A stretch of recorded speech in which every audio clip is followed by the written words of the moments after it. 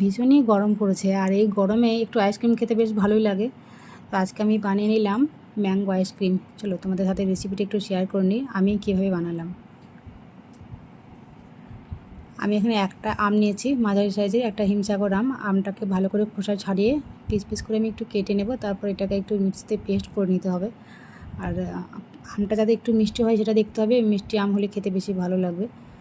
আর সাথে আমি দিয়ে দিলাম চিনি আর একটু দুধ দিয়ে দেবো,